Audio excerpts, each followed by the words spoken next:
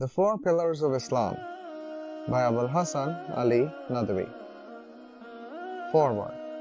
In the name of Allah, the most benevolent, the most merciful.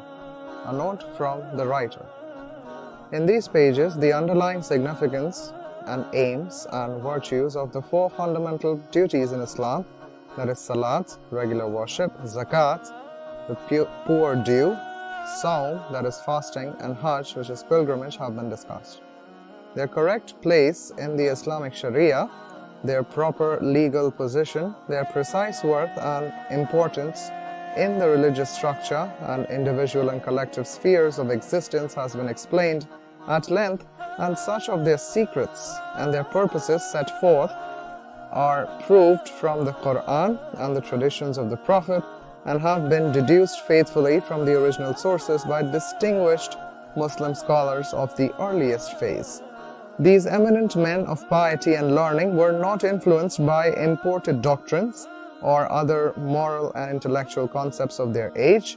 They refrained from judging about the nature and significance of the primary modes of Islamic worship on the basis of contemporary political philosophy or social and economic systems. For writing the present volume, I have studied the Quran and re-examined the authentic and irrefutable hadiths and traditions, and I have read all that has been written on the subject. In this work, the doctors of Islamic jurisprudence have been of the greatest help, who have been blessed by Almighty God with the correct understanding of faith and have reached its innermost depth without getting involved unnecessary hair-splitting speculation. The same method was adopted by them for interpreting and elucidating the objectives of the Sharia, the secrets of the Holy Quran and the spirit and the implications of the sacred injunctions was that the hallmark of the earliest Muslims to whom the divine guidance was directly addressed and in whose language the Quran has been revealed. They are not only possessors of a keen insight into religious affairs, but were also known for their conduct which was correct. They were the embodiments of knowledge, and they emulated the example of the Prophet at each stage and exerted themselves unsparingly in the domains of thought as well as action. God consequently had opened all channels of guidance to them and made easy for them which was difficult. As is said in the Quran, "And for those who strive in us, we surely guide them to our path, and oh, Allah is with the good." The spirit of these fundamental duties has permeated through the whole existence, while they, on the other part, had entered into the heart of knowledge concerning them and gained a complete mastery over knowledge, without which it would have not been possible to unravel their mysteries. They have followed the religion with a single-minded devotion and were distinguished by a thorough understanding of the religion. As a result, they could authoritatively explain the meaning of the four pillars of Islam and dwell upon the whole range of their implications. Shah Waliullah ad-Dehlavi, an Indian scholar, well known for his treatise Hujjatullah al-Baligha, has proved to be an extremely useful scholar in my work. Decidedly, it is the most meritorious contribution on the subject, and I have freely drawn upon it. The substance and the pith of what Shah Waliullah has written in respect to the four fundamental duties has been incorporated in the present volume. First of all, I have kept in mind the Quran and the traditions of the Prophet and carefully examined what is contained in them about the modes of Islamic worship. After these primary sources of knowledge, I have benefited from the commentaries of the relevant Quranic texts and the prophetic traditions furnished by the renowned Muslim scholars, and lastly, no harm has been felt in presenting the result of my own study and understanding of the subject as granted to me by the Lord out of His infinite mercy. In the same way, I have made the use of writings of some latter-day authorities and contemporary men of learning. With all this, care has been taken to maintain a uniform literary standard and employ a method and mode of expression that has not been lacking in clarity and vividness. To the best of my ability, I have not allowed the readability of the book to suffer from the frequency of quotations of the Quran and the traditions of the Prophet and other works of merit and originality. By the grace of God, these pages include the fruits of both ancient and modern scholars and endeavors in this line. They are all representatives of all that is available on the subject of worship in the Islamic literature. In them, I have attempted to present the eternal truths in modern idiom for the benefit of the present-day Muslims who are steadily getting deprived of the contributions made by the masters of the bygone days on account of their unfamiliarity with the traditional forms of expression. This state of affairs is most unfortunate for our upcoming generations and should be remedied at once, for it amounts not only to the disavowal of the debt we owe to the worthy forerunners of the Islamic thought, but also the disparagement of the glorious heritage of knowledge which will not be equaled in the field of religion by any other community in the world. Side by side with the forms and regulations of different modes of worship, the Muslims have been scrupulously passing down their inner meanings, moral and spiritual significance to the succeeding generations. Both of these processes of transmission have been going on through the centuries without the interruption, and even now this legacy is safe, intact and practicable as ever, and no one gives to the duties of worship an interpretation that was not known to the Muslims of the past. Nor is it permissible for anyone to try to cast them into a new and alien mold. It seemed proper for me to examine the conception and the plan of worship in other faiths, which in one way or the other claim an association with the divine law and are followed by a large population of men. Hence, a comparative study was undertaken of the form and philosophy of worship in these faiths and in Islam, and in it reliance was placed only on sources of information that are regarded dependable by the scholars of these religions. The approach, of course, has been wholly academic and unbiased, so that the heart of the matter could be placed before the reader with full confidence and a sense of integrity. It was, however, not an easy task by any means. The conceptual and legal structure of the ancient religions is vastly different from that of Islam. The corpus juris of the ancient faith, one finds a great deal of vagueness and confusion, while such a thing is uncommon to the common law of Islam. Owing to the investigation attempted in these pages of Islam as well as other faiths in the sphere of worship, the void generally occurring in the earlier books on the subject has to some extent been filled. Such an effort was all the more necessary because the Muslims cannot appreciate the full worth and virtue of Islam and the blessedness of the divine gift of the Quran unless he is acquainted with the outline and arrangement of the form of divine adoration in other faiths, to speak nothing of the essential faiths and doctrine upon which the entire edifice of the Quranic creed and its scholastic philosophy is built. As Umar ibn al-Khattab once said, "The day is not far when one who is born in Islam but wholly ignorant of paganism will take Islam to the pieces loop by loop and link by link." Admittedly, worship is vast and developing subject with an unlimited scope for study and research. Additions are being made to the fund of knowledge available in respect of it, and new books are being written. The present writer will keep himself abreast with the latest work of this fascinating topic and make them of use in subsequent editions. Another consideration that has led to the writings of this book, in spite of the ill health of the writer and his responsibilities, is that for some time a kind of confusion and waywardness has been noticed in the appreciation and presentation of the aims and objectives, the benefits and advantages and nature and wisdom of these duties.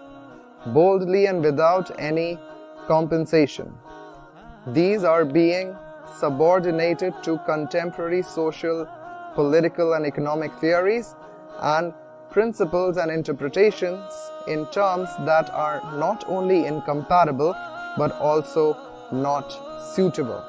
Consequently, a strong responsibility has got created of those coming under the influence of this particular way of thought, losing sight of the basic reality of the fundamental duties and getting deprived of the inner vitality.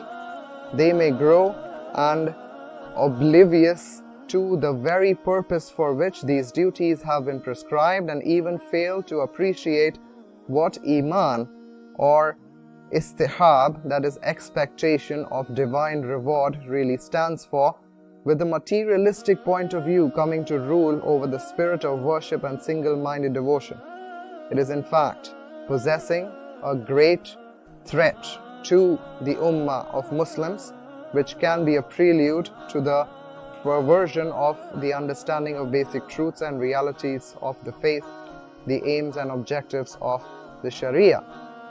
The fulfillment of this task would have been delayed had Allah not paved the way for it out of Allah's kindness. It so happened that my friend Dr. Syed Ramadan, who brings out a journal in Arabic from Geneva called AL-MUSLIMOON, asked me to write a series of articles for the Hajj. I contributed to these articles at yearly intervals to the magazine which were published in it on the occasion of Hajj. They were also repeatedly broadcast by Saudi Arabia's radio and received with warmth and appreciation by educated Arab circles.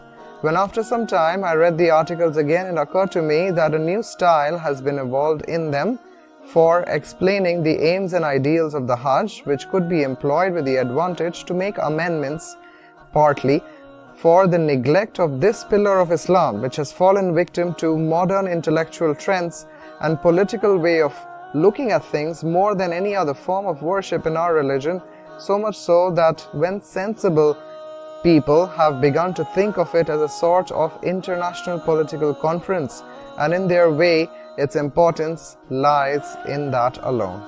I therefore decided to write in greater detail on the subject and to publish it in the form of a pamphlet in which the institution of Hajj was presented in its true and comprehensive shape. Its deeper and more important aspects and attributes were brought to light, and the spirit of Ibrahim alayhi salam was sought to be revived in its full grandeur and solemnity. Meanwhile, I was persuaded by Dr. Syed Ramadan to write a couple of articles on fasting, which were published in Al-Muslimoon. It then struck to me to include two more remaining planks of worship, that is Zakat and Salat, in our discussion, and thus the blueprints of the present book gradually emerged in the mind, and it took hold of my imagination so completely that I could spare no time for any other work. A whole year was spent in collection of the material which I have begun to dictate to the manuscript, and got so engrossed in it that I almost lived with the whole thing. Due to the failing eyesight, I had to depend much on my friends and colleagues in the preparation of this book. I am particularly indebted to Nisarul Haq Nadvi, Molana Taqiyuddin Nadvi, Mufti Zahur Nadvi, Ali Adam Afriqi, Muhammad Saeed Afriqi, Nazrul Hafiz Nadvi and Ghayazuddin Nadvi for their help and cooperation in the translation of the long extracts from the English source. Shahid Ali Siddiqui has been the most helpful. May Allah reward them on behalf of both the author and the readers. The best and the first Arabic edition of the book was published in Beirut, Lebanon in 1968, and since then it has had 3 reprints. A Turkish translation has appeared a year later from a press. The Urdu translation was entrusted to Maulvi Muhammad Al-Hassani, who possesses a special aptitude for rendering my Arabic writings into that language. I have also made a few additions while going through the Urdu manuscript, and now by the grace of God, the English version is seeing the day of light. What is now in your hands is a result of many years of study and research. It is hoped that, if nothing more, it will succeed in opening a new avenue of thought on the subject of profound importance Abul Hassan, Ali, Nadvi, Raebareli, India. Salat's regular worship. And establish regular worship, and be not of those who ascribe partners to him. 30:31 of the Quran. The first chapter, Salat. The true meaning of Salat and its real worth and significance can be appreciated only when there is adequate awareness of the innate character of the relation between God and man. This bond is completely unique. It is not possible to conclude about this bond on the basis of the ties between other people around us, for instance, between the master and the slave, the weak and the strong, the rich and the poor, the donor and the recipient. It is much more sublime and strong and comprehensive than any of these. The relations are governed by the attributes. For a proper understanding of the nature and importance of the bond between Lord and his slave, it is again necessary to acquire some knowledge of the divine attributes, for it is the attributes that govern the relationship between two entities. We cannot understand the real nature of the relationship between two beings unless we are duly informed of their essential qualities and of the association of the amiability and the gratitude that is established between them. All the ties we have in this world, all the social relationships we observe, and all the rights and obligations that go to mark the law and bring into existence a civilized society are determined by moral and material attributes which are at work in different fields of human existence. The importance of divine names and the attributes in the Quran and the Sharia. Hence, in all the revealed scriptures, religious systems and holy laws, the foremost stress is laid on divine attributes, that is the attributes of God, that is the characteristics of God. And it is then that the details of worship are set forth and teachings on duties and obligations and social conduct and monetary dealings are formulated. The correction of the conceptual tenets and doctrines has been given priority in all divine faiths over worship, deeds and commandments, and every prophet in his lifetime has devoted the greatest attention to imparting a true knowledge of the characteristics of God and the purity of God, the sublimity of God, and made it the central point of his teachings. The Holy Quran, which is the custodian of all heavenly scriptures, the last and the eternal word of God, offers a classic case in this point. It takes it up for its central theme and returns it to again and again and deals with it in 1,000 different ways.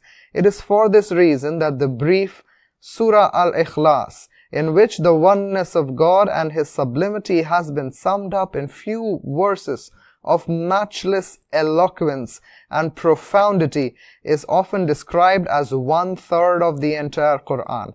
The Holy Quran has dealt upon the glorious attributes of God, his beautiful names, God's functions and authorities, his creativeness and originality, his benevolence and mercifulness, his love and compassion, his magnificence and forgiveness, his power to bestow and to hold, his control over gain and loss, his knowledge and wisdom, and his nearness and companionship in such a thorough and authoritative manner that what emerges from it is undoubtedly the ultimate picture of elegance and majesty, the perfection and greatness, the beauty and beneficence.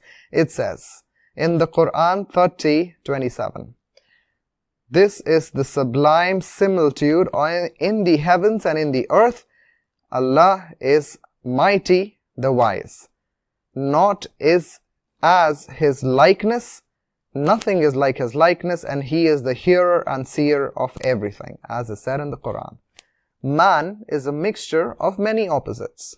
In the revealed scriptures, one finds a number of observations that throw a flood of light on human psychology and its inner contradictions.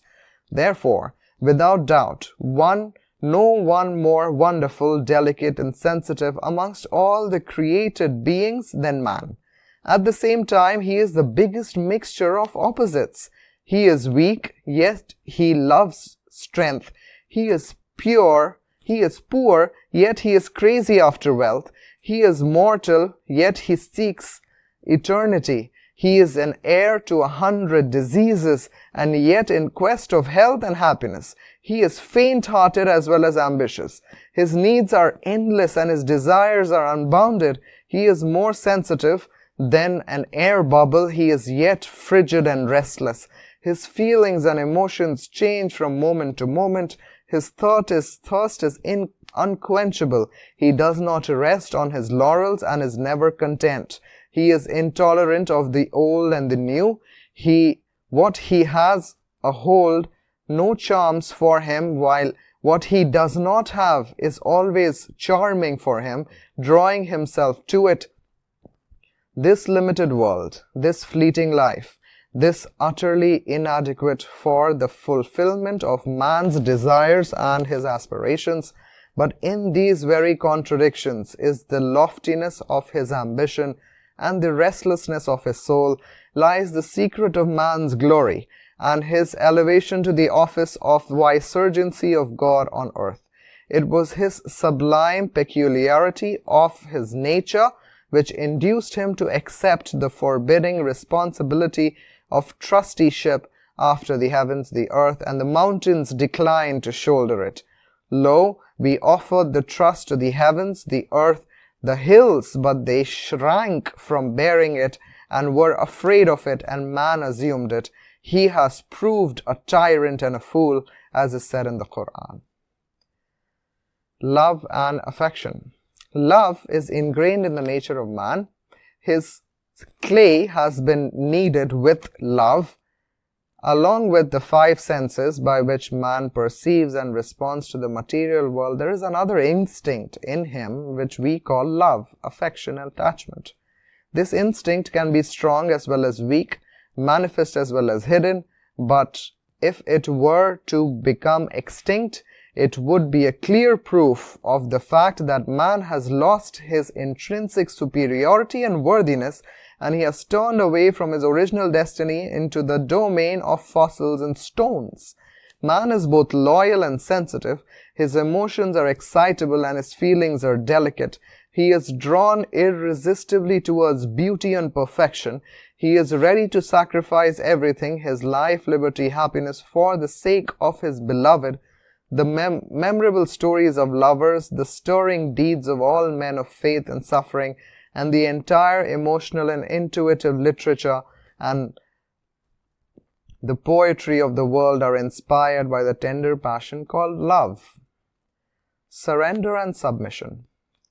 Man has been endued with an instinctive desire to submit and surrender, to pay homage and bow down in resignation to someone. This urge has been present in him at all stages of his evolution. He has never been able to overcome it. During the primitive times, and this state of civilization is still persisting in some parts of the world, man sought satisfaction of his instinct by prostrating himself before trees, rivers, hills, by worshipping the fire, the sun, the moon, the stars, and by idolizing the saints, the monks, the ghosts, and the angels. He was prone to be overawed by anything that was beyond the scope of his understanding, and even today, in spite of all the claims of rationality and progress, he is caught identically in the spell of political leaders, ideologies, and movements. In these days of culture, enlightenment, and liberalism, he is enamored in the same way by writers, poets, artists, and inventors, and by other men of wealth and renown. And his infatuation is inspired by the same sentiments of love, his reverence and self-surrender, as in the days of yesteryear. Simply because of his very nature, man is a loving creature, and it is inherent in him to love and admire and to lose his existence in the adored one. His yearning is a great peculiarity of his being, and he has never lived without it.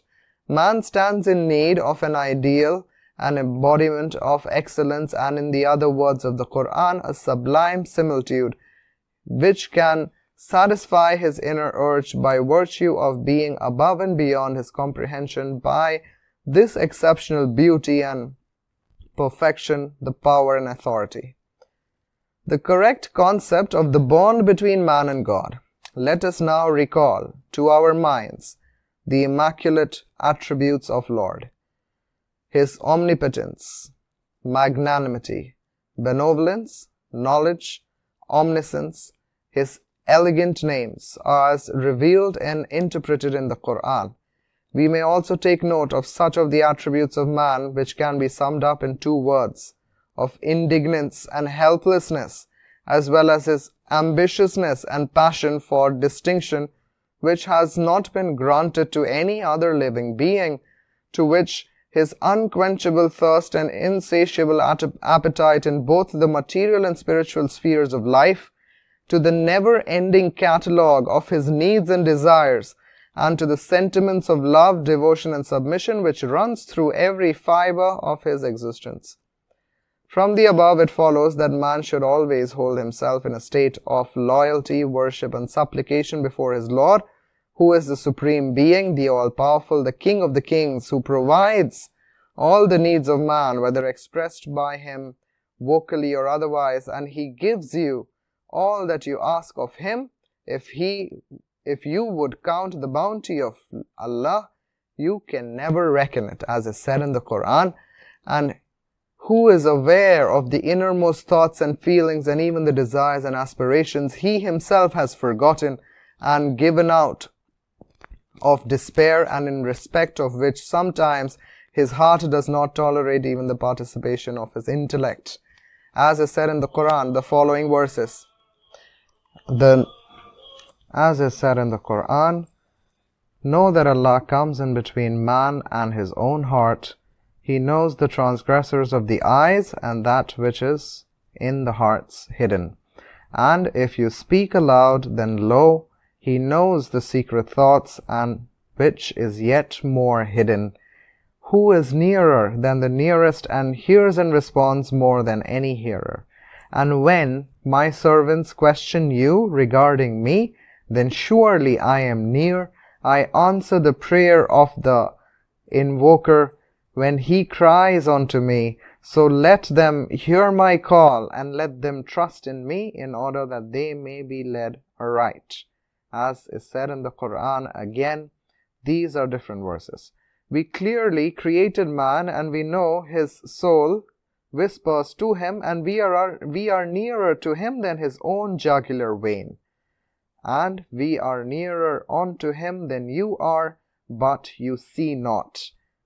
He loves him who asks Allah, supplicates to him for his needs, and cries out to him for help more than those who do not. And your Lord has said, pray unto me, and I will hear your prayer. Lo, those who scorn my service, they will enter hell disgraced. And O mankind, call upon your Lord humbly and in secret. He loves not the transgressors. The entire creation is occupied with paying divine honors to God. Since the beginning of time, the sun has been the source of light and energy, and it has been continuously discharging its function without fault and interruption, and the moon has been determining the months and the years by its movement. Similarly, the mountains have been doing duties of their posts for thousands of years. The trees have been standing where they are, engrossed in divine worship and rendering service to mankind with their shade and food. The air is blowing from one place to another, carrying the message of life to man, which is the leader of the universe and a vicegerent of God. The clouds are floating from one place to another, sending down the rain which imparts new life to earth, causing the springs to flow, and induces the crops to grow, and the fields to open up their bowels, and the quadrupeds, presenting a picture of ruku, are running here and there, serving as beasts of burden and providing milk and meat and hides to mankind. Even the insects that crawl on the bellies are mutely fulfilling the will of God, and they are serving the cause of man in many ways. All these created things, which possess neither intellect nor feeling, but ceaselessly paying their homage to God and carrying out God's command. There is no intersection on their part. They do not revolt. There is no defiance and no protest. They are occupied incessantly with paying honors to Allah, as is said in the Quran in the following two verses. Number 1. Have you not seen? Unto Allah pays adoration whoever is in the heavens and the earth, and the sun and the moon, the stars and the hills, the trees and the beasts, and many of mankind, while there are many unto whom the doom is justly due. He whom Allah scorns, there is none to give him honor. Allah does what He wills. The second ayat, and unto Allah make prostration whatever is in the heavens and the earth, of living creatures, the angels also, and they are not proud. They fear their Lord above them, and they do as they are told. And the third ayat, and unto Allah falls prostration whoever is in the heavens and the earth, willingly or unwillingly, as do their shadows in the morning and the next hours. The fourth ayat, the sun and the moon are made punctual, the stars and the trees adore. The fifth ayat, Allah is He who created the heavens and the earth, and causes water to descend from the sun, thereby producing fruits as food for you, and makes the ships out of service to you, and that they may run upon the seas at His command, and has made of service unto you the rivers. The sixth ayat, and makes the sun and the moon constant in their courses, to be of service unto you, and has made of service unto you the night and day, and has given you all you ask of Him, and if you would count the bounty of Allah, you cannot reckon it. Man is verily a wrongdoer and an ingrate. The living and non-living things, in spite of the difference of form and nature and in the modes of their worship, are engaged in a veneration and glorification of Lord in a typical manner of their function and disposition, but only those with spiritual insight can actually perceive it. The following two ayats talk about this. Number 1. The seven heavens of the earth and all that is therein praise Allah, and there is not a thing but His praise, but you understand not their praise. He is ever clement and He is forgiving. The second ayat. Do you not know that Allah, He it is whom all who are in the heavens and the earth praise, and the birds in their flight? Each of them knows verily the worship and the praise, and Allah is aware of what they do. The place of man in the scheme of things. Of all the created beings, man was, by the virtue of his inherent superiority, of his position and latent qualities of mind and character, most worthy of staying permanently in a state of divine worship and veneration, and singing God's praises, and glorifying His names at all times. The special favors bestowed upon man by God and the rewards set apart for him would seem to require that he does not spend even a moment of his life in anything except for the worship of God and adoration, and devote his entire existence to His glorification and adulation, like the angels about whom it has been said in the Quran in the following ayat. Unto Him belongs whosoever is in the heavens and the earth, and those who dwell in the presence are not too proud to worship Him, nor do they weary. Are they tired? They glorify Him night and day, they flag not. But since man had to serve as a vicegerent of God in the earth, and to fulfill a crucial role in the entire design of creation, he also endured with certain desires and needs. He was provided with the feeling and emotion, with the tinge of love, the sensation of joy, as well as the pangs of sorrow, and with the zeal for knowledge and enthusiasm for adventure. He was further endowed with the power to unravel the mysteries of nature and to harness them for his use. The distinction he enjoys of having been taught all the names, as is said in the Quran, is indicative of his intrinsic worth and merit, and symbolic of his high position as a representative of God on earth, as is said in the Quran. Ayats number 1. And when your Lord said to the angels, I am about to place a vicegerent on earth, they said, Will you place therein one who will do harm therein and will shed blood? Will we not sing your praise and sanctify you? He said, Surely I know that which you do not know. He taught Adam all the names, then showed him to the angels, saying, Inform me of the names of these, if you are truthful. They all said, Be glorified. We have no knowledge, except which you have taught us. You and only you are the knower and the wise. He said to Adam, O Adam, inform them of their names. And when he informed them of their names, they said, Did I not tell you that I know the secret of the heavens and of the earth, and that I know that you do not know, and which you hide? The second ayat of the Quran. It is He who created for you all that is in this earth. The third ayat of the Quran. Say, Who has forbidden the adornments of Allah, which He has brought forth for His bondsmen, and a good thing for His providings? It is for these reasons, for carrying out the obligations that go with the exalted office of the vicegerency and the khilafah of Allah on God, and the fulfillment of the mission, which is the real purpose of God's creation, that man has not been bound to constant worship and prayer, and he has not been constrained to keep himself engaged permanently in qiyam, ruku or sujood, and in other forms of remembrance of God, as is the case with the plants, the trees, the mountains, the birds, and the animals.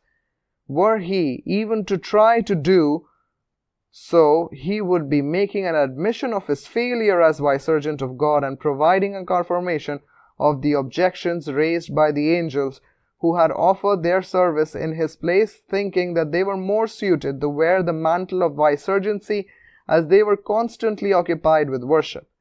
In a view of it, there was needed for man a form and a system of worship that was in keeping with the distinctiveness of his personality, with his task and function in place and position in the world, and with the duties and obligations entrusted to him as deputy and representative of God. Worship was essential for him, for it is constituting the highest required of his nature and the lofty purpose of his being, yet it had to be wholly in accord with his natural instincts and peculiarities of his position, fitting his entire personality like a well-cut garment. Salat. Salat is the attire, the raiment that has been designed and tailored exclusively for man. As is said in the Quran, Should he not know what he created? And he is subtle, the aware. He being talking about God. Lo, we have created everything by a particular measure, as is said in the Quran. The method adopted for Salah is a marvel of smooth and orderly progress towards a dignified ideal. For in the Miraj, that is 50 daily prayers, services were prescribed for the believers, and then their number was reduced to 5. This was done to impress upon man that the number of daily services originally ordained for him was 50 prayers, and that has been found capable by God of devoting such a large part of his time and energy for his worship. One who kept it in mind will never regard 5 daily prayers as excessive. On the other hand, he will realize that he has been found worthy of much more, and had the Lord, out of His grace, not made the concession, he would have been carrying out His command dutifully and celebrating as many as 50 salats every day. God showed His favor to man and treated him with kindness and made the 5 prayers equivalent to 50. But the original command still is there to stir his ambition and urge him for a greater effort. This contention is strengthened analogically by the Quran, which tells that initially the Muslims were required to remain steadfast in the face of an enemy 10 times stronger, but later a concession was made and they were told to be resolute against an enemy twice as strong as they were and to overcome them. It says in the Quran in the following ayats, O Prophet, exhort the believers to fight. If there be of you 20 steadfast, they shall overcome 200. And if there be of you 100 steadfast, they shall overcome 1,000 of those who disbelieve, because they, the disbelievers, are folk who understand nothing. Now has God lightened your burden, for he knows what is the weakness in you. So, if there be of you a steadfast 100, they shall overcome 200. And if there be you a steadfast 1,000, they shall overcome 2,000 by the permission of Allah. Allah is with the steadfast. In spite of the allowance made in the above verse, the original command proved very helpful in rousing the Muslims to superhuman deeds of valor and inspired them to be brave and fearless against the heaviest odds. If this verse is still recited despite its invocation, the objective perhaps is to enkindle an undying spirit of courage and fearlessness amongst the Muslims and to impress upon them that this is in fact the way of true Muslims and faithful crusaders. Spiritual substance. The 5 daily prayers are to be celebrated only at the hours prescribed for them by God. As is said in the Quran, worship at fixed hours has been enjoined on the believers. The time schedule of the salats has been indicated in the Quran, and the rakats for each of them has been fixed, which is necessary to observe. The Holy Prophet and after him the blessed companions scrupulously observed these hours throughout their lives and in all circumstances. Even in times of war, they did not suffer an alteration in them. There has been such a great deal of continuity, regularity, and uniformity about the Salat that it is impossible to find a parallel in any other religion. The Muslim Ummah has preserved it zealously and passed it on dutifully from one generation to another without a single day's break, however adverse things might have been for it. The 5 daily prayers with their fixed hours and the rakats are a spiritual food, restorative and panacea prescribed for mankind by its Creator and the Preserver, the Lord of the Lords, the All-Knowing and the All-Wise. One should refrain from questioning the law and wisdom of the Supreme Being, the All-Seeing and Omniscient, who is not only the healer of the souls but also the maker and submit implicitly to his will. The salat ought to be offered at the hours and in the form, measure and manner laid down by God. The celestial significance of these hours, their inner radiance and the heavenly blessings which descend during them, the rich provision of spiritual advancement they contain are known only to Allah and His Messenger. One of the reasons for the markings out of these hours is that the polytheists used to worship their false deities like the sun, the moon, the stones and the fire at that very time. Hence, the same hours were fixed for the worship of Allah. Follow unquestionably, as we do, the instructions of our physicians with regards to the dosage of the medicine prescribed by them, although they are, after all, humans like ourselves and their knowledge is at best only relative. There is no reason why should our attitude be different towards the commands of God, whose glory is such that, as is stated in the Quran, He gave unto everything its nature, then guided it aright. Should He not know what He created? And He is subtle and aware. Wisdom of the hours of the prayers and their continuity. In the systematic ordering of salats and in its repetition and continuity, interspersed as it is with brief intervals, there lies great wisdom. The salat contains an excellent provision for the nourishment of the soul and provides a most valuable defense against the inroads of materialism and the negligence of God. In the words of Shah Waliullah, the state of affairs and the program of life of the Ummah can never be sound unless attention is paid to it at short intervals and every little while. Even the act of waiting for Salah and making preparation for it is a part of it, and it has its share of importance. Thus, a major portion of one's time is taken up by it. Our own experience is that people will go to bed with the intention of rising up for tahajjud, will at least not sleep like an animal. In the same way, one who will be seized with anxiety for Salah or any other form of worship will not easily give up to the inordinate desires of the flesh. The same is the import of the Prophet's tradition. He who woke up in the night, and so also says the Quran in its ayah, men whom neither merchandise nor sale and purchase diverge them from the remembrance of God. The importance of Salah. Our belief and conviction about Salah is that it is the pillar of faith, the means of salvation and dividing line between the Muslim and the apostate. It has been stressed by God as a fundamental requisite of piety and enlightenment.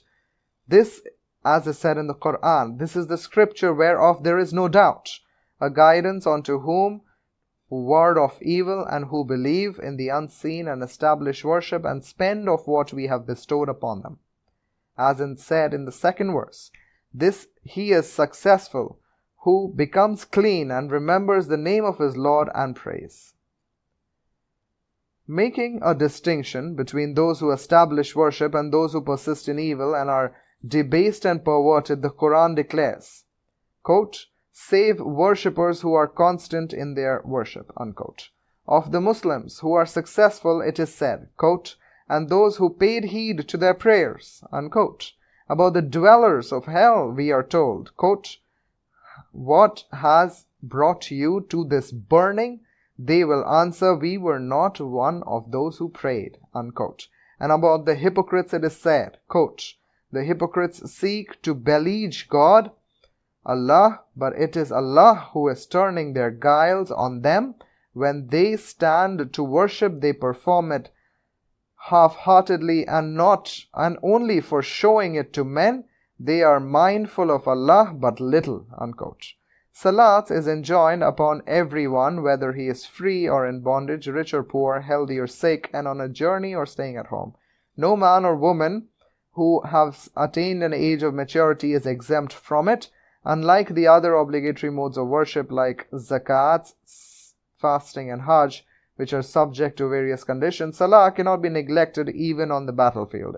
It is said in the Quran, quote, when you go forth in the land, it is not a sin for you to curtail your worship if you fear that those who disbelieve may attack you. In truth, the disbelievers are an open enemy to you. And when you, O Muhammad, are amongst them and arrange their worship for them, let only a party of them stand with you to worship, and let them take their arms. Then, when they have performed their prostration, let them fall to the rear, and let another party come and has not worshipped, and let them worship with you, and let them take their precaution and their arms. Those who disbelieve long for you to neglect your arms and your baggage, that they may attack you once for all. It is no sin for you to lay aside your arms if rain impedes you and you are sick, but take your precaution. Allah prepares for the disbelievers a shameful punishment. When you have performed the act of worship, remember Allah, standing, sitting and reclining, and when you are in safety, observe proper worship. Worship at fixed hours has been enjoined on the believers, unquote. As is said in other ayats of the Quran, quote, be mindful of all your prayers and especially of the mid-prayer, and stand with devotion to Allah. And if you go in fear, then offer your prayer standing or on the horse's back. And when you are again in safety, remember Allah as He has taught you, that which heretofore you knew not, unquote. Need of constancy and perils of default. Salat is an obligation about which what to speak to a saint or a crusader, even a divine messenger or a prophet cannot afford to be negligent. Quote, and worship your Lord till the inevitable comes into you, unquote. If anyone imagines that after attaining the goal of God, realization or spiritual enlightenment, or due to being engaged in the service of Islam in any other way or because of his lofty achievements and high position, Salat is no longer compulsory on him and he can dispense with it, is under a grievous delusion. Example, the resemblance of a man who is misled by his attainments and spiritual merit into believing that he can give up Salah or be negligent about it is that of a wise and a learned man who, while traveling in a boat, takes upon himself to remove a nail or a board from it on the assumption that on account of his learning he can safely do away with it, and the boat sinks along with his passengers owing to his foolish pride. Secret. The real secret of the amazing power of Salah to safeguard and to protect faith, to promote the consciousness of God, and to keep one steadfastly within the fold of Islam and in the community of the believers is known only to God. A devout and a venerated scholar has made the use of the following analogy to explain his point. He says, suppose a man built a mansion on top of a hill and decorated it with all sorts of things. When the hour of death came, he advised his son to make whatever changes he liked in the house, but not to touch the patch of aromatic grass he had planted in it, and if it became dry. Then came the spring, and the hill and everything was covered with lush green vegetation. A new kind of grass grew up in plenty, which was more fresh and sweet-smelling. Some of it also found its way into the palace, filling it with agreeable smell, before which the aroma of the older grass faded. The son thought that his father had planted the grass so it gave out its sweet odor and kept the house fragrant, but now that a new and better grass has come up, there is no need to preserve it. He thus ordered it to be cut and thrown out of the house. When the house had been cleared off, a poisonous snake came out of the hole and bit him, and he died. The reason was that the grass had two purposes. One was to emit a sweet smell, and the other was that it was endowed with a peculiar property to keep away the snakes. A snake could not come out where it grew, and no one was aware of it, but the son relied too much on his knowledge and judgment. He imagined what was not known to him did not exist in the treasure house of God.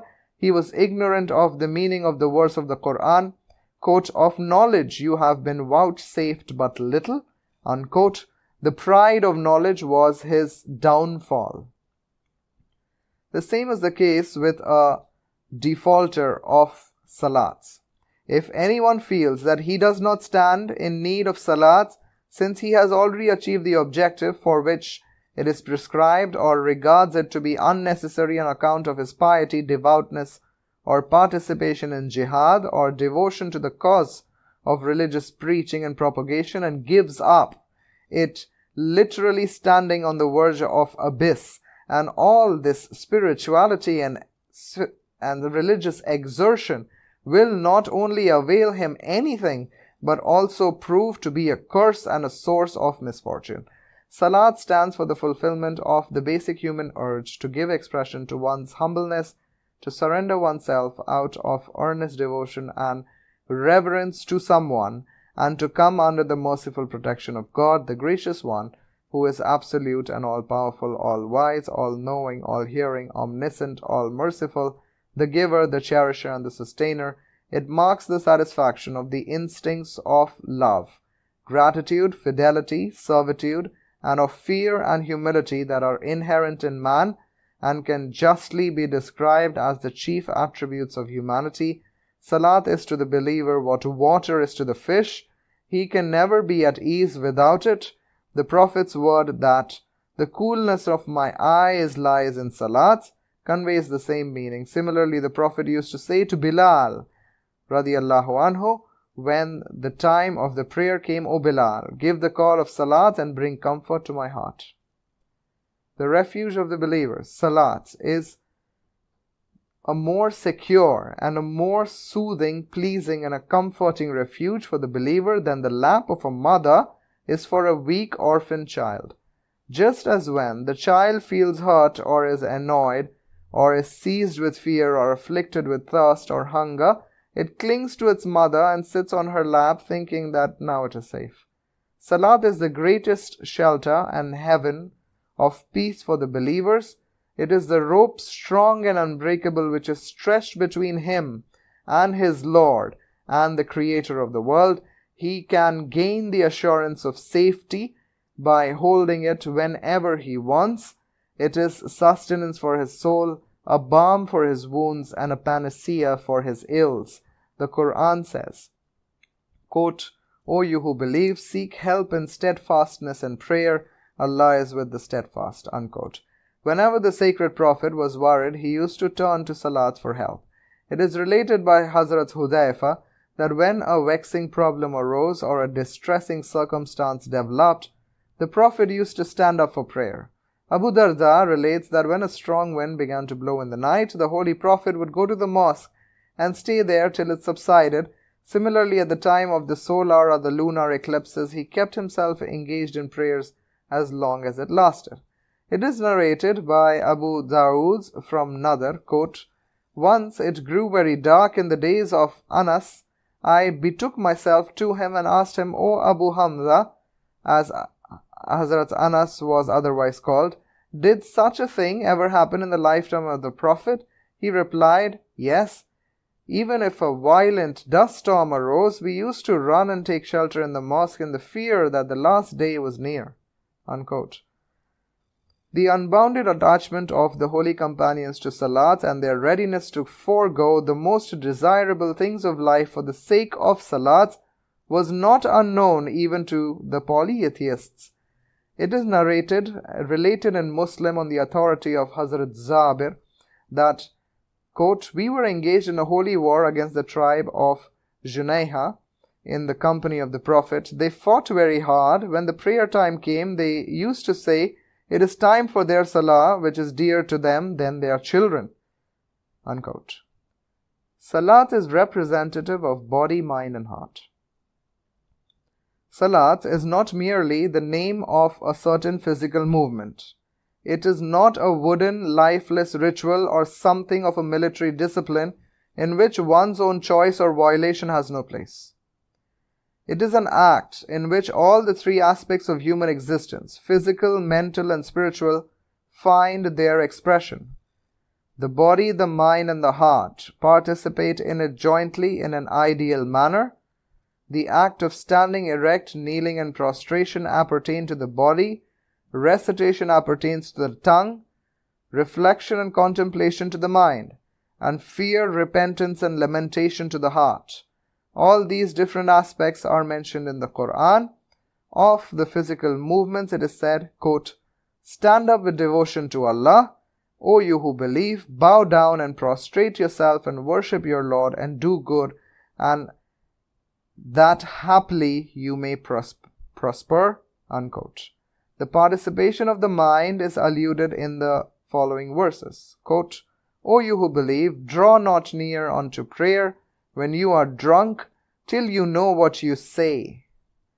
Unquote. And about the deeds of the heart, we will refer to the following verses. Quote, "Successful indeed are the believers who are humble in their prayers, who forsake their beds to cry unto their lords in fear and hope, and spend of what we have bestowed on them."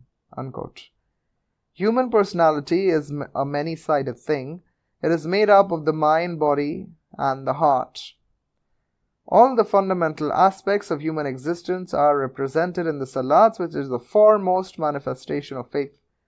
Some religious scholars, men of prayer and devoutness, and the Jews of the last phase saw only physical action in it, while among the Oriental mystics and intellectuals, some held it merely to be a form of contemplation and meditation. Yet again, many of ignorant Christian monks and so-called Muslim ascetics thought that it was symbolic of love and devotion, grace and adoration, warmth and ardor, sorrow and brokenheartedness, and awe and repentance alone. They all stopped at what they could imagine, but a little reflection will show these people were sadly misguided and ignorant of the marvelous comprehensiveness of the institution of Salah. The arrangement of Salah. The sole objective of the excellent and all-remembering design and structure of Salah was set up by the divine law, in that by means of it man may attain the fulfillment of his spiritual destiny, the noble qualities of humility and earnestness, the love and fear of God may develop in him, and he may dissociate himself completely from everything that is apart from God, and turn his back upon everyone who should seek to be a partner of God in his divinity, magnificence, sovereignty, and authority and call of men by word or deed to worship Allah, or claim by his conduct that it is in Allah's hand that lay the power to enjoin or prohibit, or Allah alone was to be feared and made the center of your hopes and aspirations. Its aim is to generate within a subliminal self of man such spiritual power, light of faith and awareness of God as can enable him to strive successfully against all kinds of evil and temptations and remain steadfast at times of trials and adversity, and to protect himself against the weakness of his flesh and the mischief of his appetites. Facing the house of the Kaaba. Islam enjoins that all the 5 prayers face should be turned towards the time-honored house that was built solely for God and was constructed exclusively for his service and had become the symbol of monotheism, even at the time when all the homes and places of worship in the world were devoted to the veneration of fictitious deities and stones, planets, and other imaginary gods and goddesses were openly worshipped in them. Quote, as is said in the Quran, "The first house appointed for mankind was that at Makkah, a blessed place, a guidance to the people." Unquote. The foundation of which house has been laid by the auspicious hands of the great patriarch, the father of the prophets, the leader of monotheism, and the earliest founder of the present Ummah, Ibrahim alayhi salam, and his blessed son Ismail alayhi salam. As is said in the Quran, quote, "When Ibrahim and Ismail were raising the foundation of the house, Ibrahim prayed, O Lord, accept from us this duty.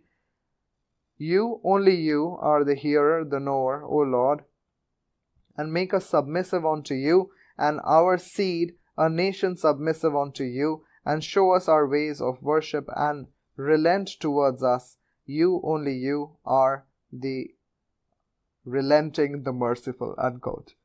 Which has for its supporting structure the worship of the Almighty, and whose very existence is a declaration of war against all the pagan deities of the world.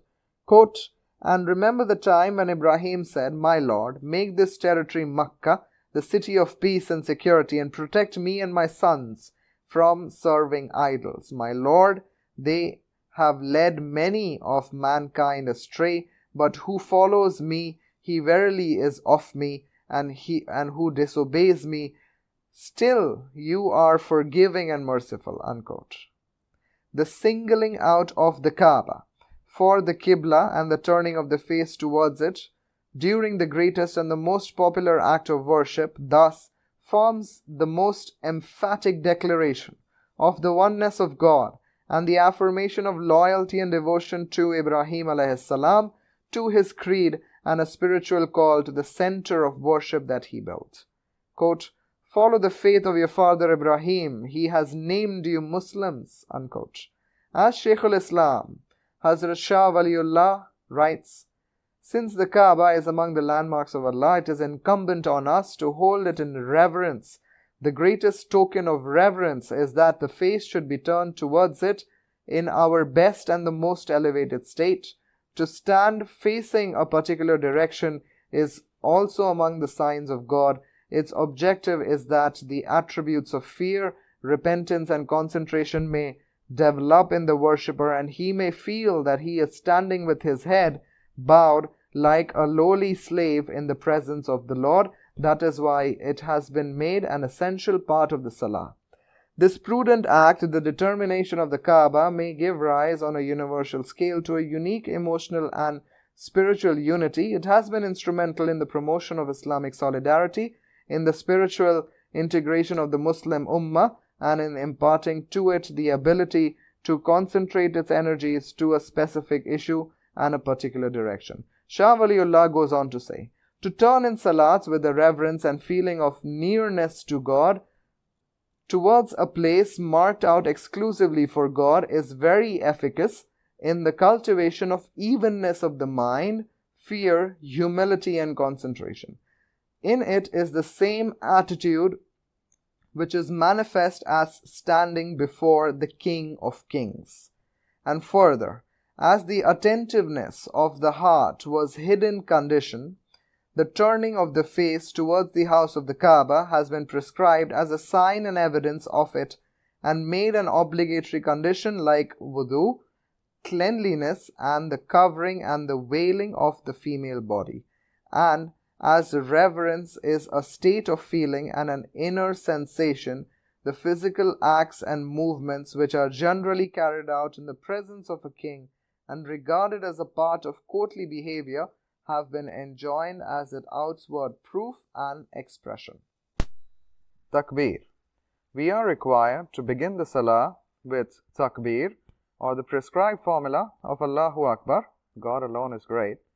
It is that clear, eloquent, and forceful affirmation which is capable of evoking a ready response among all the people and at all the times. Before it, the magic spell of the mightiest of rulers and the most powerful of men, as well as the man-made deities, idols, and images is broken, and they are reduced to a heap of ashes, provided, of course, that it is uttered with conviction and understanding, and the pretenders to divine power and majesty know that its implications are, and how far-reaching can its effects be. In truth, the desire for divine power and eminence is the common attribute among all the images of stone that are worshipped, the personalities of which pay homage is paid, the thing that are held in fear and respect, the forces of nature before which any force is carried out, and the national leaders and men of authority which are blindly followed and to whom unqualified obedience is rendered. The brief but revolutionary proclamation enjoined by the Quran through the exhortation of the glorifying of God strikes at the root of all such claims of other people, the myths, deceptions, and destroys them forever. It rejects and repudiates the power and authority of everyone except God and puts an end to each and every source of tyranny and corruption. The importance of takbir.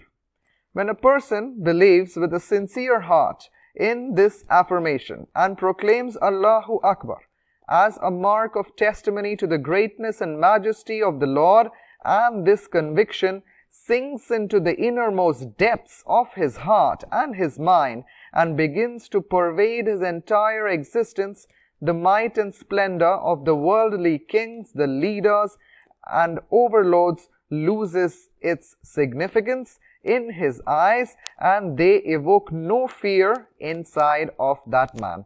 He becomes supremely indifferent to them, and display of their wealth and power fails to make any impression on his heart.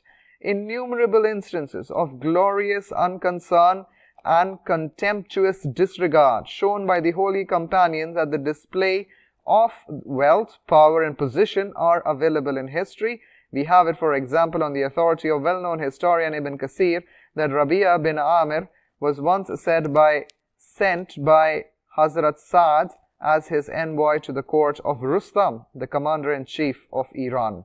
Rustam received him with a grand darbar hall, which was decorated with magnificent carpets. The commander-in-chief, wearing a crown and robes which sparkled with gems, sat on a throne. Rabi, in contrast, was very poorly attired. He was almost in rags and carried a shield that was too small for him. His horse, too, was a common breed on which he rode straight towards Rustam. The ponytail trampled the costly carpets under its hoofs.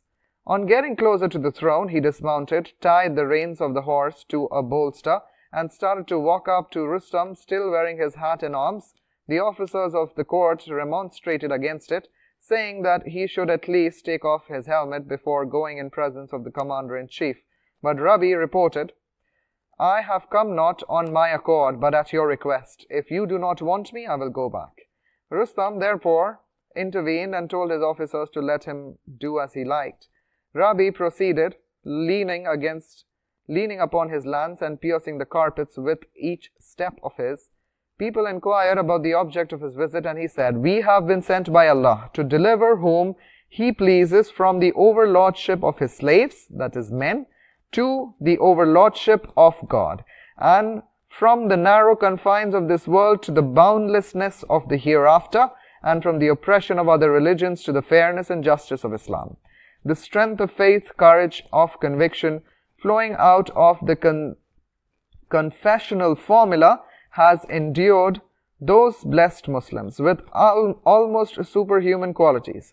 Extraordinary deeds of bravery, resoluteness have indeed been performed because of it throughout the annals of Islam. The Muslims had begun to conduct themselves at such a high level of dignity and self-respect in the presence of kings and other leaders that it was not easy for many a people to maintain it even in their dealings with the weak and the poor. The bubble of their imperial pomp and splendor was pricked. A friend of Shaykh al-Islam Izzuddin bin Abdus Salam has related an incident of a similar kind in the following words. Quote, our mentor Shaykh Izzuddin once went to the Sultan in his fort. It was the day of Eid. He saw that the royal darbar was being held and the troops were arrayed before the sovereign. The Sultan was present in his full magnificence and grandness, and the noblemen were kneeling on the ground out of awe and deference. The Shaykh turned towards the Sultan and addressed him by his name. He said, O Ayyub, what answer would you give to God if he were to ask you, we gave you the kingdom of Egypt and you permitted wine? The Sultan inquired, is it so? He said, yes. On such and such a wine shop is being sold, and other forbidden things are also taking place while you are lost in luxury and self-indulgence. He spoke in a loud voice, and the soldiers looked at him respectfully. The Sultan thereupon remarked, it is not my doing. Things have been like that since the time of my father. Are you, interjected the Shaykh, among those who say, we found our forefathers on the same path? The Sultan ordered the shop to be closed at once. When the Shaykh returned and the news of this incident spread, I inquired from him about it. He said, my friend, when I saw his splendor, I felt that it was his own good that he should be humiliated a little, otherwise his ego would swell and become uncontrollable. I asked, were you not afraid? The Shaykh replied, as surely I believe in God. When I reflected upon the power and glory of Lord in his presence, it appeared that he was a cat sitting on a throne. The history of power, of faith and earnestness of religious endeavors has constantly and continuously been repeating itself. We will reproduce another event belonging to a similar category. It is narrated by Sheikh Mahmud bin Mubarak Kirmani that, quote, once Sultan Muhammad bin Tughlaq summoned Sheikh Qutbuddin Munawar to Delhi.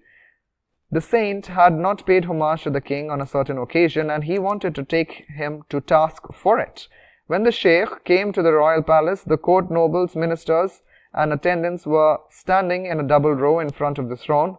On seeing the glittering spectacle, the Sheikh's son, Nuruddin, who was with him and had never been to the court before, was struck with fear. The Sheikh admonished him sternly, saying, glory is for God, Baba Nuruddin, he said to him in a loud voice.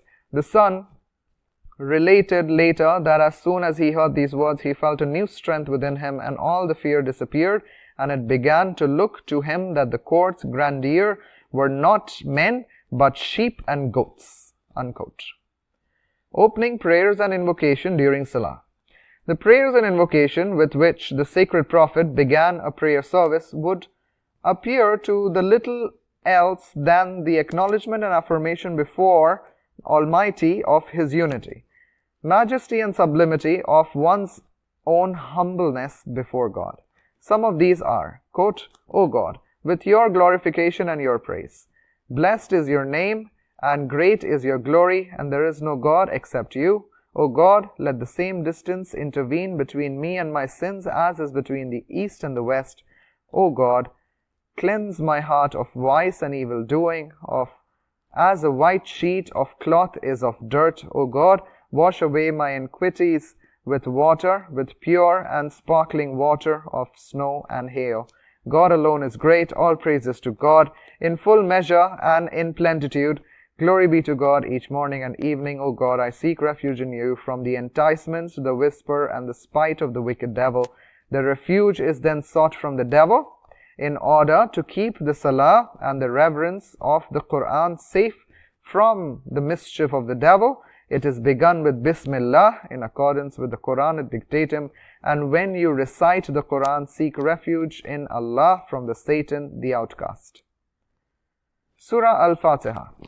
Let us now take Surah Al-Fatiha. This surah is a priceless gem of the Quran. If the scholars, moral teachers, and spiritual mentors of the world were to get together to produce a text which would suffice to all men, irrespective of diversity of their needs and circumstances, and through which they could express their prayers, what lay at the bottom of their hearts, they could not bring something like it forth. About it in the Quran it is said, "Say, O Muhammad, verily, though mankind and jinn should assemble to produce the like of this Quran, they could not produce like thereof, though they were helpers of one another," as is said in the Quran. At another place about the same surah it is mentioned, "We have given these 7 ayats which are recited again and again, and they have given you the Quran, and we have given you the Quran."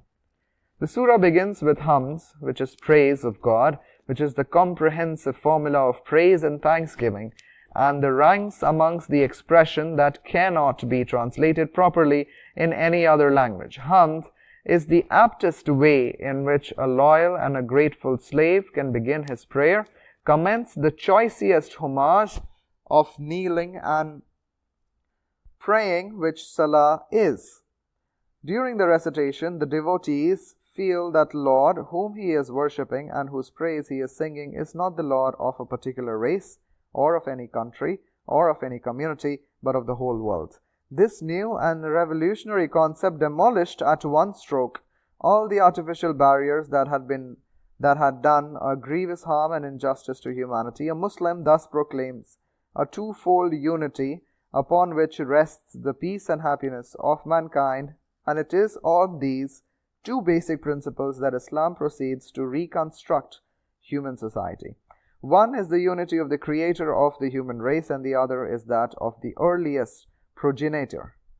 In this way, the organic oneness of mankind is established, in spite of the walls of race, color, geography that have gotten erected with it, for it is not every human being bound with the other in a double relationship. One spiritual, in the sense that the Lord and Master of them is the same, and the other physical, since they can all be the children of the same Father.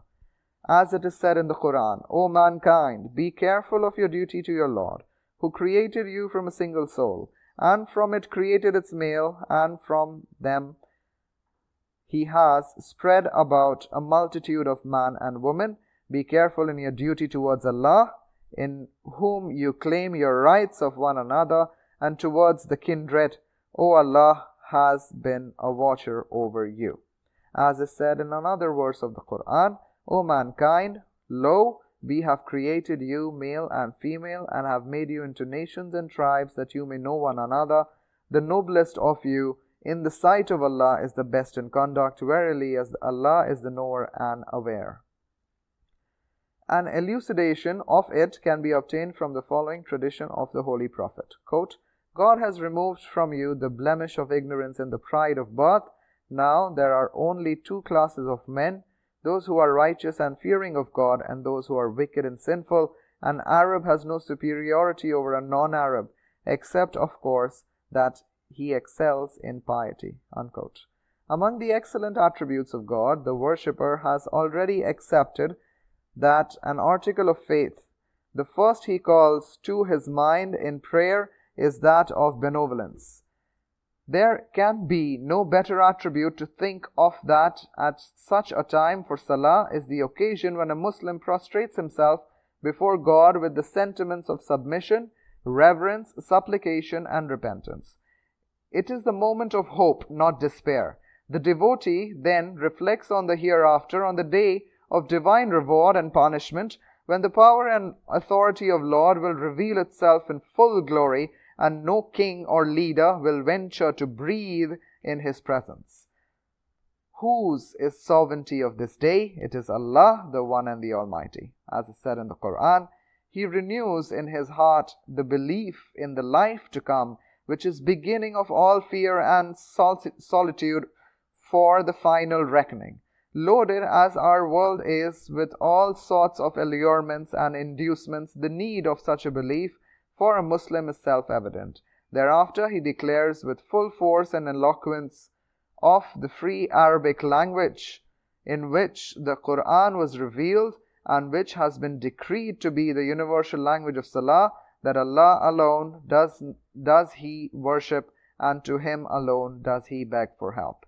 Life is but another name of prayer and supplication.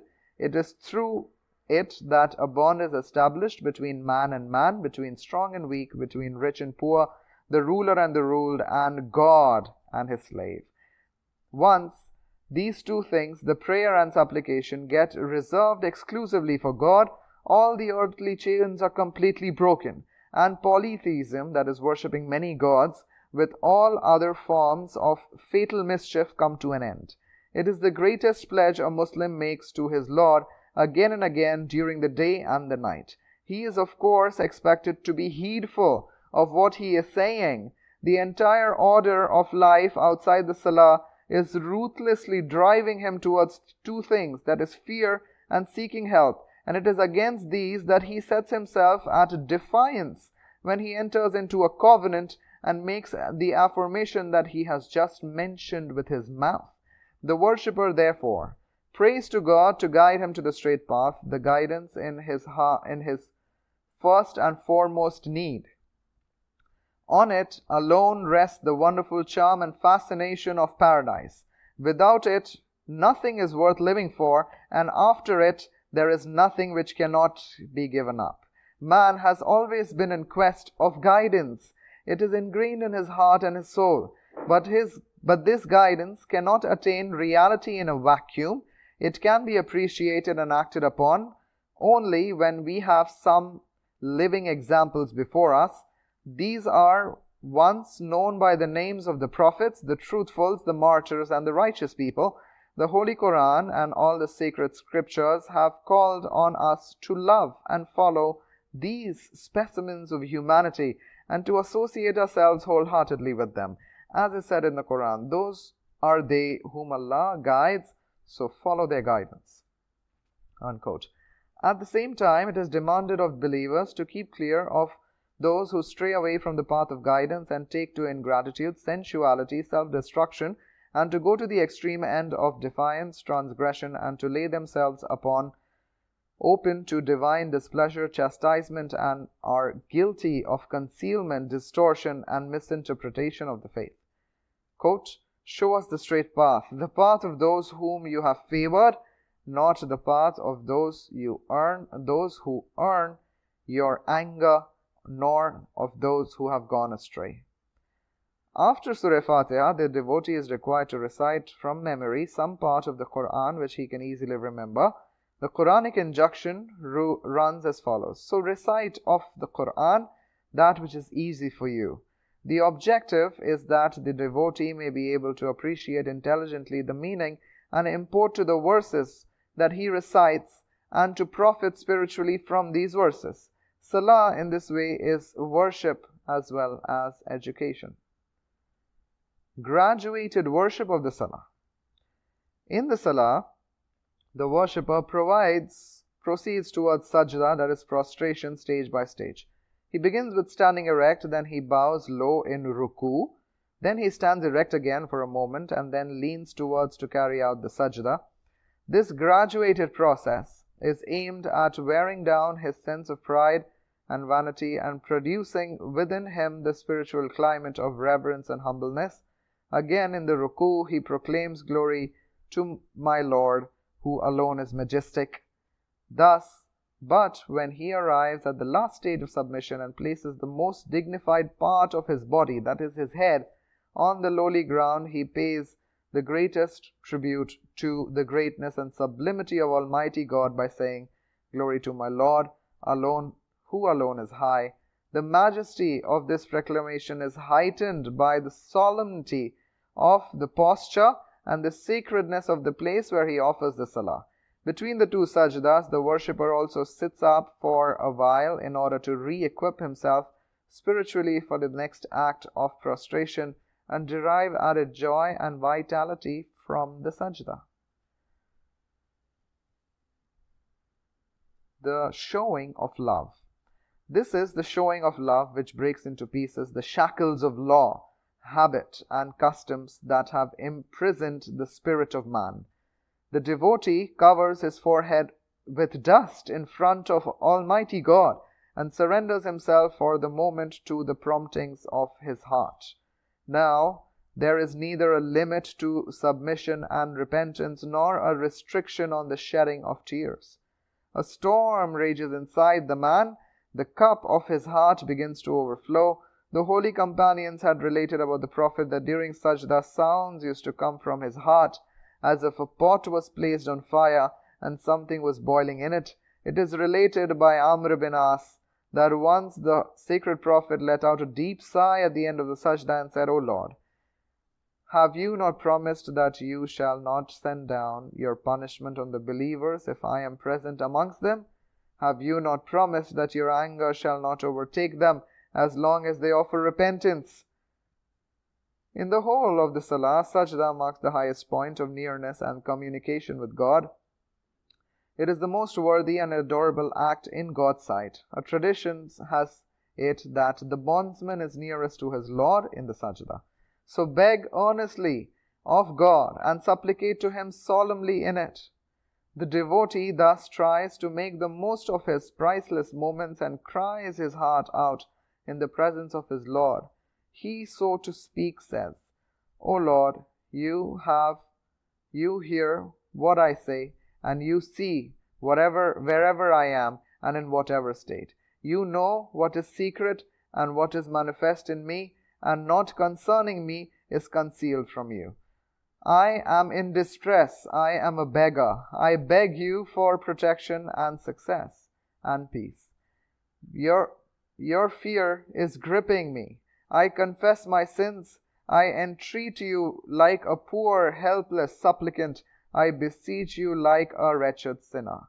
I implore you with the afflicted, awestruck slave, a slave whose head may be bowed therefore, whose tears may be flowing in your presence, and whose body may be bent in utter submission, a slave who may be lying, prostrating on the ground, begging and imploring, crying his heart out, O Lord, do not reject my prayer.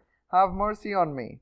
O Lord, the best and the most excellent of givers and the noblest of helpers.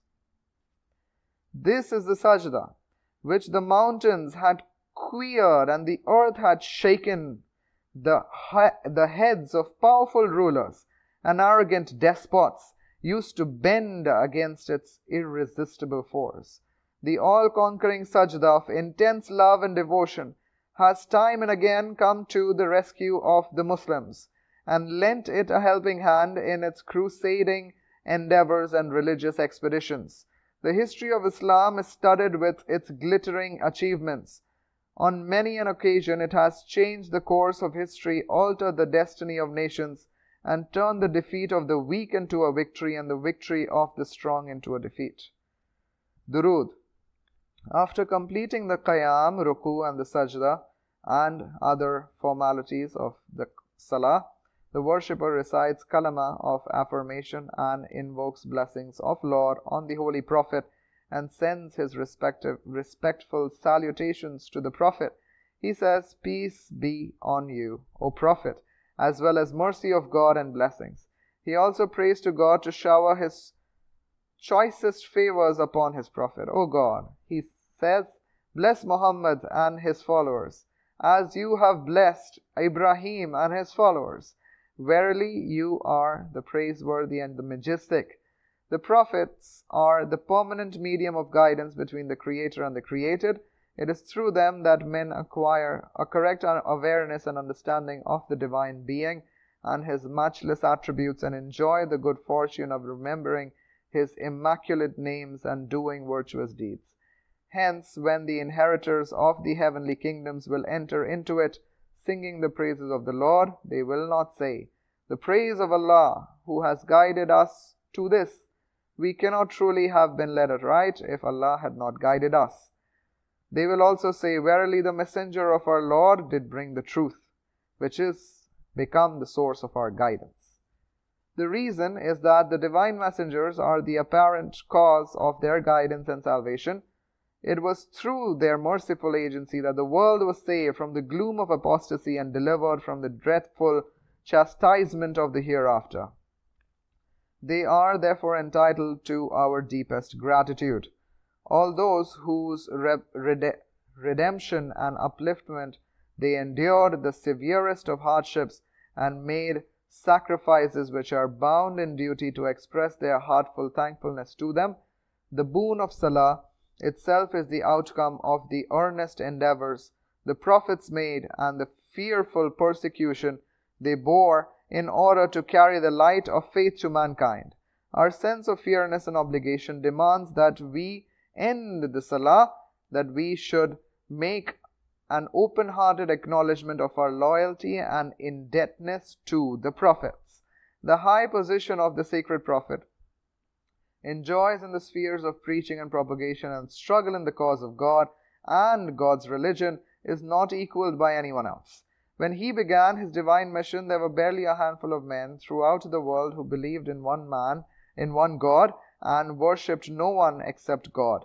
The Arabian Peninsula, with which he raised up, was steeped in apostasy and paganism. There was not a single soul on it which was free from the blemish of polytheism and adored and made a submission solely to Almighty God.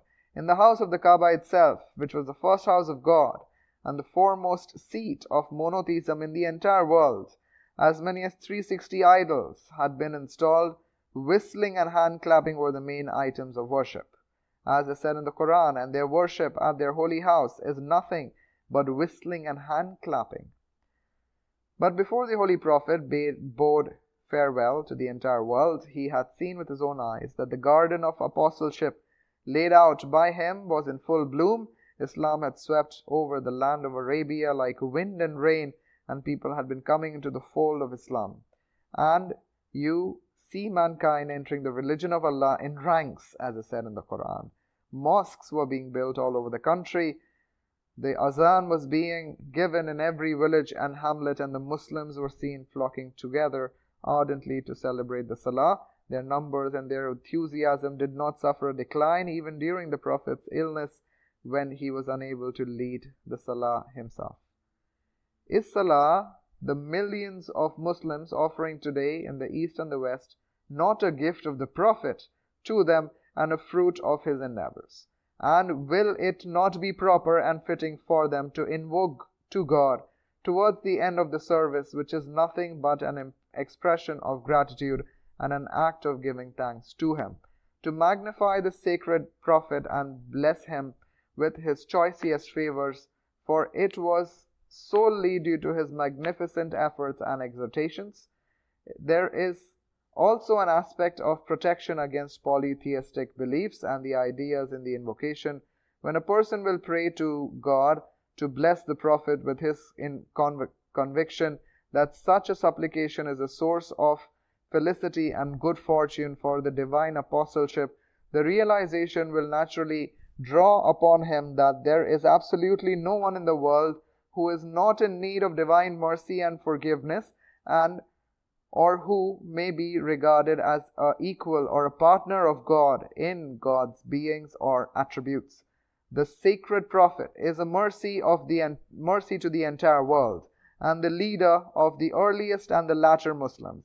And yet God has enjoined upon Muslims to send their salutations to the Prophet and beseech the Lord to bless the Prophet with his most wonderful favors.